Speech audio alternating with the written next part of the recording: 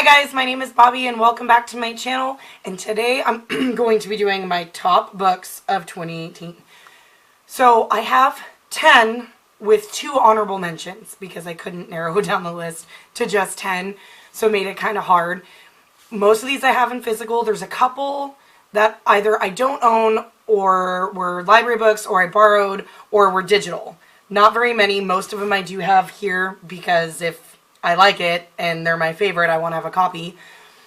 I'm very excited to talk to you guys about these books. This is like my favorite thing. Like when I started BookTube, this is the thing that I couldn't wait to do, like the top books and the least favorite books. So I'm going to try to give a little bit of description of both and what I thought. Some of these I read earlier in the year, so some of the nuances I may not remember, but hopefully I'll have enough for you guys, and let's just get into it. So the first honorable mention book that I want to mention that didn't quite make the top 10, but it was still good enough that I think it warrants being talked about, is The Book of Essie by Megan McLean Weir. I read this, I think, in June. What is this? Oh yeah, June 2018. So I read this back in like June, July, just like right before I started my channel. And this tells the story of Essie. So the way I describe this book is think the Duggars, like on TLC, think the Duggars with a twist. That's probably the best way to describe it without giving too many spoilers, but gives you enough information to whether or not you want to read it. It's relatively short. This is told in 3 different perspectives. Essie, this boy in town named Rourke, and this journalist, and I can't remember her name. But it's all told from their point of view. So you learn right off the bat that Essie is from a family like the Duggars, very religious. They have their own TV show. They're very popular. The town they live in, people don't really care for them that much because they consider them stuck up and full of themselves and all that. Well, Essie's the youngest of 6, and it's called 6 for Hicks. Their last name is Hicks. And she's the baby. And so she's 17 years old, and she's pregnant. And so they have to figure out how they're going to deal with that, with their image and the TV show and like all that stuff. It's a really good book. There's lots of representation in it. Not really diversity, but there's LGBTQIA rep in here. The way things are handled in here are very good. There's a couple trigger warnings for sexual assault, but it's not overt. But it was really good. I like the way it was told. And I think this is her debut book, I believe, the author's debut book. But it was really good. I really enjoyed it. If you like the Duggars, read it. If you don't like them and think they're a bunch of crap and like most of this shit is scripted, read this book. You'll like it a lot. My next honorable mention that I wanted to mention that was really good and I really enjoyed, didn't quite make the cut, is The Wicked Deep by Shay Earnshaw.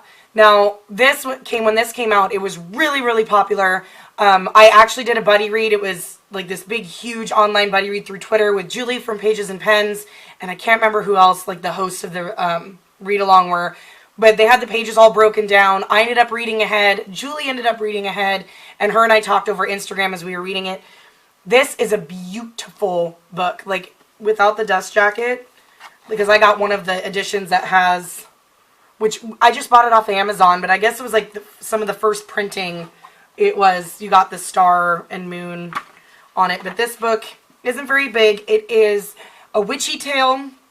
I don't remember exactly where it takes place, but somewhere on the coast. I believe the East Coast. And it's very, very, very atmospheric. Like you can feel everything that's being described. Like the spray of the ocean on your face. And just, it's very atmospheric.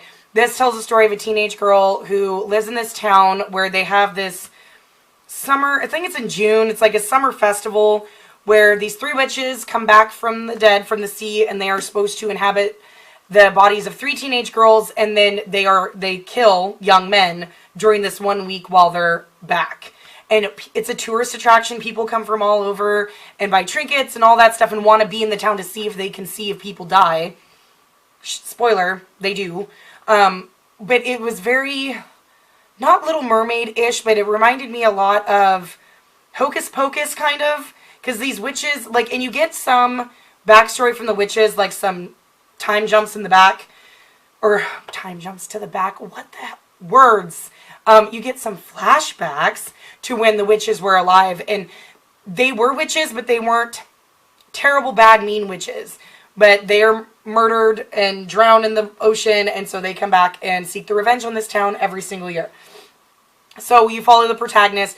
The twist, I saw coming. Like, I figured it out, but I didn't mind that I figured it out because it didn't affect the story. It wasn't that it made the story less interesting or that I didn't enjoy it. I still enjoyed it.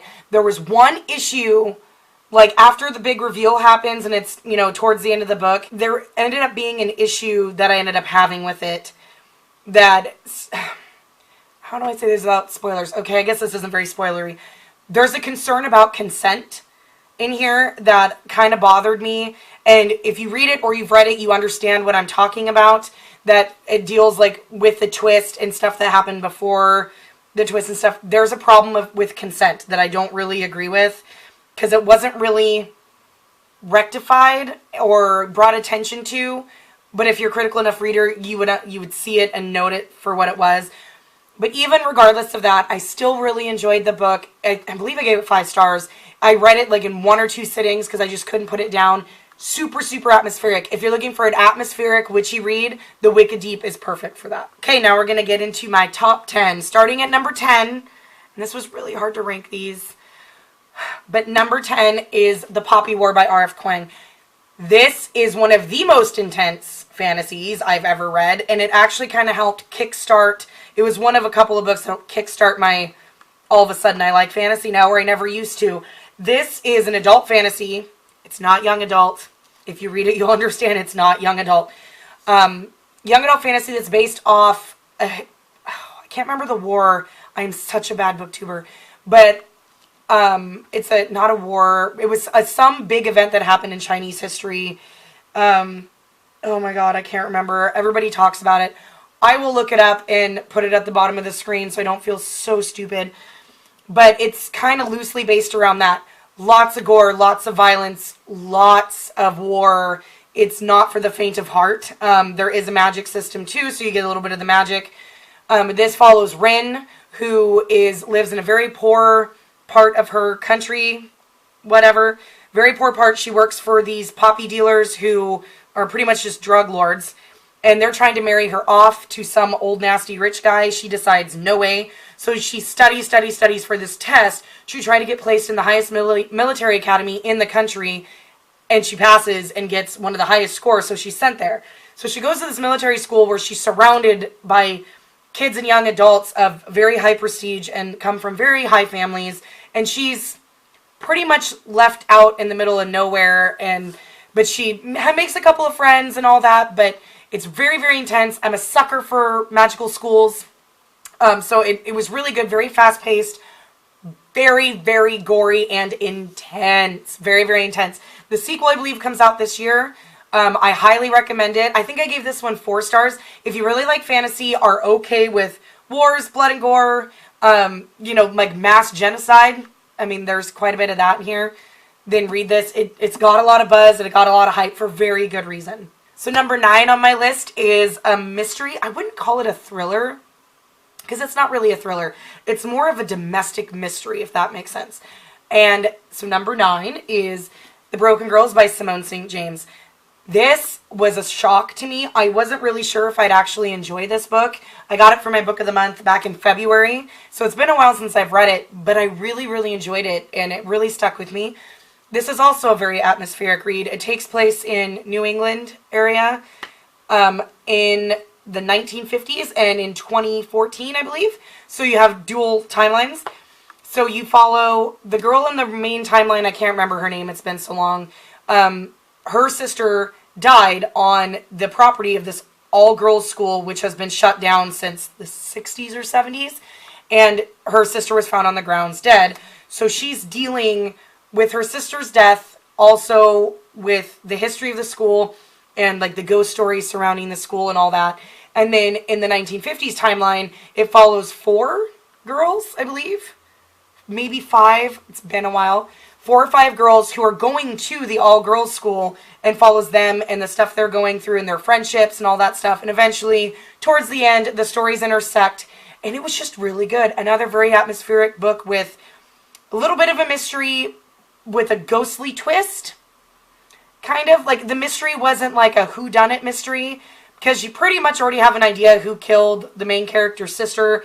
And there is a kind of mystery that was back in the 50s, but it's more, I don't know, you would have to read it. It's hard to describe because it's not really a mystery to me.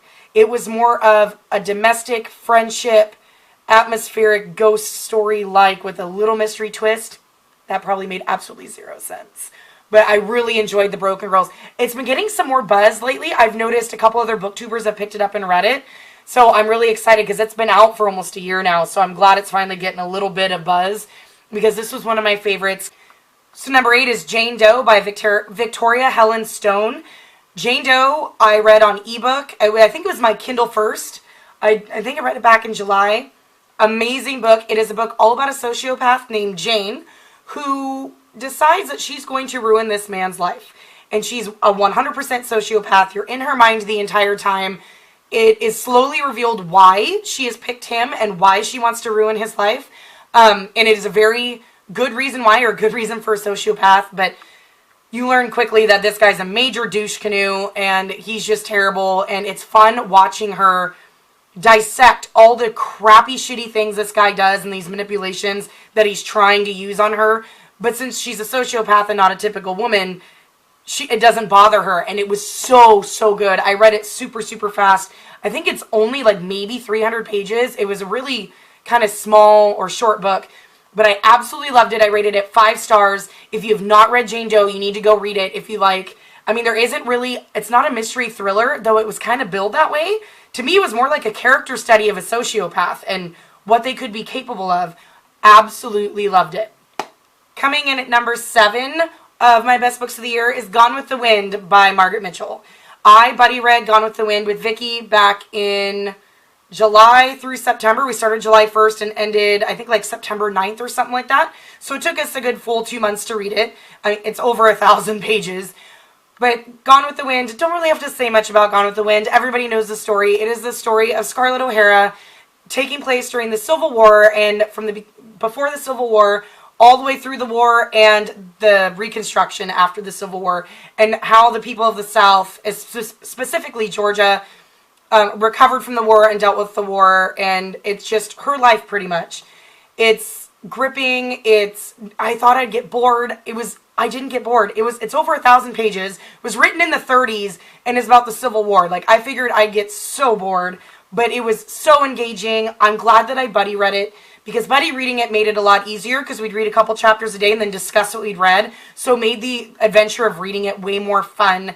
And we were pointing out different stuff to each other that we noticed that the other one didn't, about little nuances, the way the book was written, different stuff they put in here and there.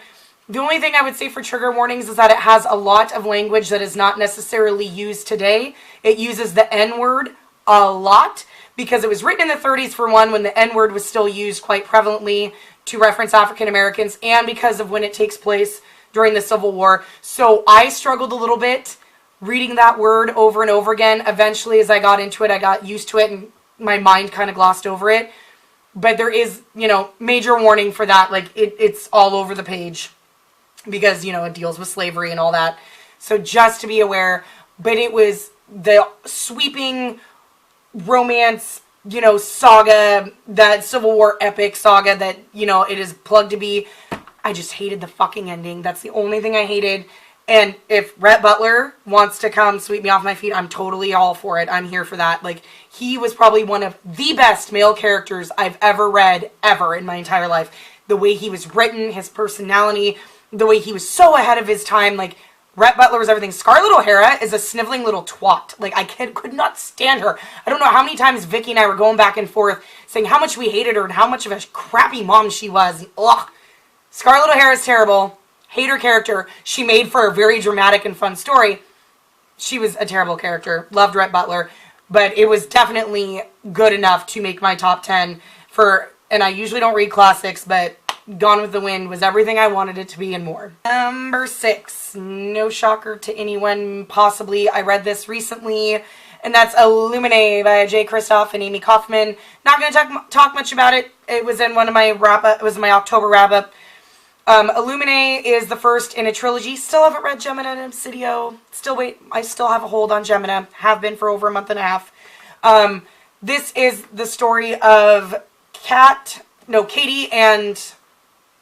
Is it Elijah? I am such a terrible, terrible reader. No, it's not Elijah. Ezra. That's it. Ezra. Katie and Ezra. I'm awesome. This is the story of Katie and Ezra. This takes place, it's a space opera, pretty much. It's a space opera with a virus and an AI that kind of goes out of control. The whole book is told in mixed media format, or written in mixed media format. From what I understand, the audiobook is amazing. It has a full cast and sound effects, and it's like a big production. It is a huge chunker, but is easily read super fast because of the format it's written in. Easy 5 out of 5 stars. Way better. This was the third time trying to read it. Glad I finally finished it. Can't wait to read Gemina and Obsidio, if they'd ever show up in my library. Now we're getting into the top 5.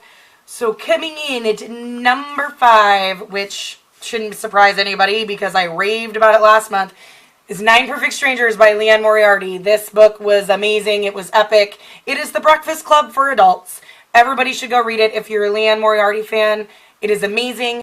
Does not have the same twist that Big Little Lies has, but the character dynamics were fabulous in this one. It follows 9 strangers who go to this health retreat and are there for various different reasons, and they're slowly revealed in the first about half of the book why they're all there, what the reasoning is for being there, and the second half is them coming together to overcome something and kind of bonding, and it's the Breakfast Club for adults. Everybody should go read it. 5 out of 5 stars.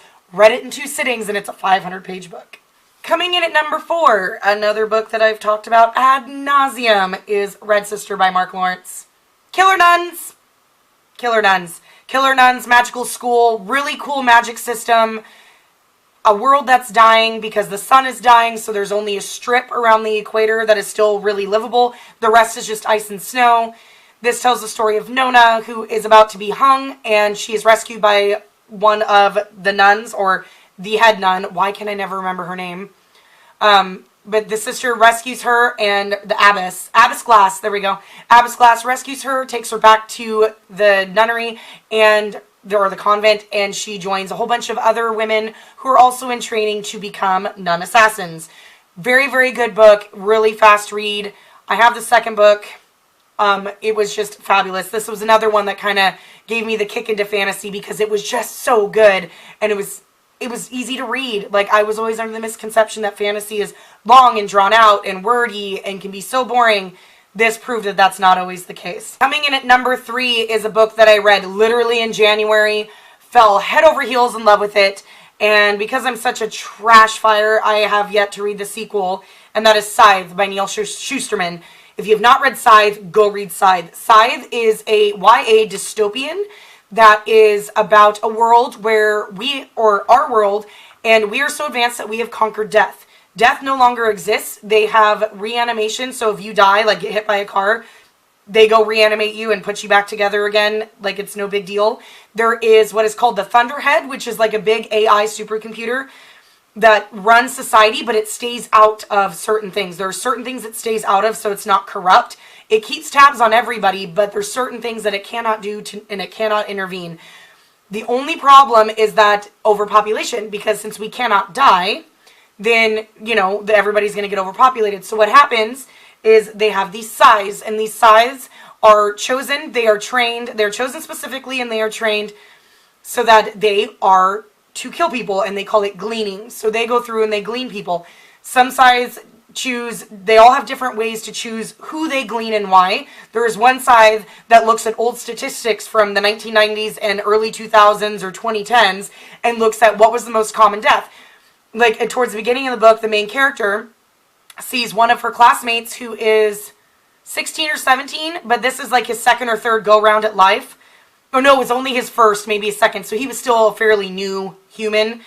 And the scythe came to glean him because statistically, back in like 2004, kids his age would commonly die in car accidents from driving too fast or being reckless. So he chose it based on statistics of, he'd pick a 50-year-old woman because women in their 50s are more likely to die of heart attacks. stuff like that. Then you have other scythes that do mass cleanings. They just walk onto a plane and go, okay, you're all dying today. And when a scythe kills somebody, it is for good. There's no coming back for it. It is permanent. So there is a conclave that they all get together, so they all work. Of course, there's corruption that ensues, and there's two main characters who are chosen to be apprentices, so they are chosen to be apprenticed to be a scythe, and the story follows them. The only qualm I had about this book is the romance was very unnecessary. It didn't add anything to the plot, and there was no chemistry between the characters, so it was really awkward. And the chemistry between the characters was real, but it was a friendship chemistry. It was not romantic in any sense. The romance was so uncomfortable. But I loved Scythe. I don't know why I haven't picked up Thunderhead. I think it's because Thunderhead was released this year, and I don't know when the next one's coming out. I don't even know if it has a release date yet. So I think that's why I've been putting it off, because I want to read it when I know the next one's getting close to coming out, because, you know, I can't handle the waiting. Ready? Top 2. I'm sure you can guess what one of them is. You probably don't know the other. But my second favorite book of 2018... nobody's going to be surprised. Nevernight by J. Kristoff. I'm now J. Kristoff trash. Absolutely. But Nevernight is amazing. Nevernight is the story of Mia Corvair. It is book 1 of a trilogy, and Mia is trying to get to this school, or it's, again, magical school. We've seen that, what, 3 times? 2 times? Shocker. 3. I'm trash. So Mia's trying to get to the Red Church where she could be trained to be an assassin in this world. It is not really a school because it is, but it isn't. You're all trained, but there can only be 1 that will become a blade or 3 that will become blades, which is the assassin. So she's going, this is very, very adult. I'm tired of people saying this is YA. This is not YA in the slightest. This is adult. There's tons of blood, gore, sex, violence. Like, it is intense. If Throne of Glass is trash, this is a real assassin. This is what assassins are like. They are brutal. They are fierce. Like, I could go on and on about Mia Corvair. She's one of the most amazing characters. I've kind of talked about this a little bit ad nauseum. Most people know what Nevernight is. I was really slow to the game. This was another one. 3rd time was a charm. I tried reading it 2 other times and could not get into it. The beginning is very hard to get through. In the first 100 pages, you kind of have to slog through it a little bit. There's a lot of footnotes. It takes a while, like with the world building, there's a tiny slight info dump, and then it's like, okay, and then once it starts going, it goes. But that was why I struggled so hard, because I couldn't get through the first little bit. Once I got over that hump, it was worth it. It took another big internet buddy read with Julie, Pages and Pens, that she hosted online, to finally get through Nevernight, and I loved it. And I loved God's Grave too, but God's Grave is not near as good as Nevernight. Oh, I can't wait for Dark Dawn. Dark Dawn comes out in September. It was supposed to come out this last September, but he pushed it back to make sure we got the ending that we all deserve. Okay, and number 1 is The Savior's Champion by Jenna Moreci. Jenna Moreci is here on YouTube. She is a popular author-tuber. She makes videos about self-publishing and being an indie author and how to structure your book and all sorts of stuff. I watch her videos just because she's freaking hysterical. And I didn't even know she had a booktube or an author tube until I got this book. I got this book in my bookie box. It was my very first bookie box, and it's so amazing. It is huge, but I flew right through it.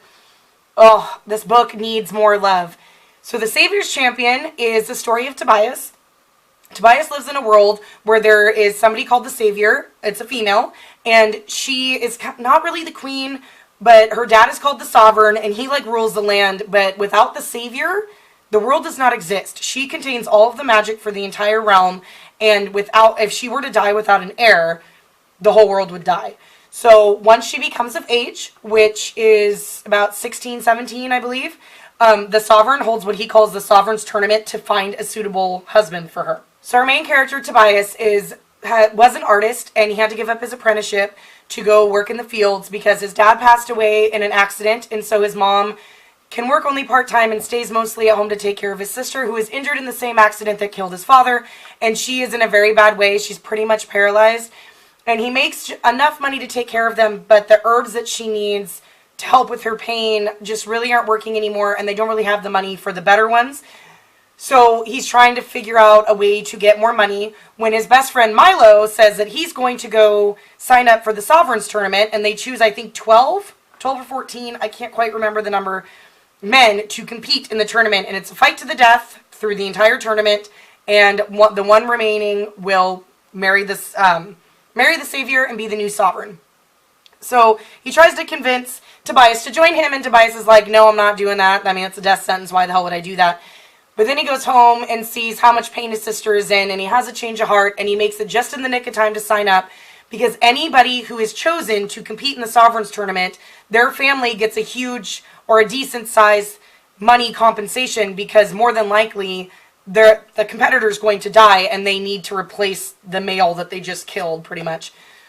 So Tobias, of course, gets chosen to be in the tournament, and they enter what is called the Labyrinth. So they go underground, and it was like being in the Labyrinth. Like, they get all these different tasks that they have to do every day, and they have to pass them and get through them in order to move on to the next round. People are dying along the way. There's not just physical tests, but there's also like mental tests. Like, I don't want to spoil anything, but there's mental tests as well.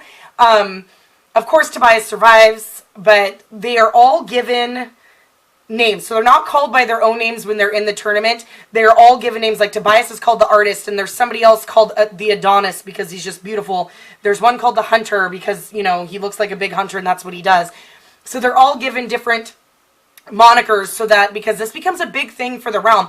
Like, they come to cheer them on when they actually come out of the Labyrinth for different tasks. They cheer them on and they pick their favorites and all that stuff. It's just, it's intense. So it's a little bit cross between like Gladiator, but then there's like Indiana Jones stuff in there too. Like, it almost seemed like she took a little bit of inspiration from Indiana Jones for some of the tasks in the Labyrinth.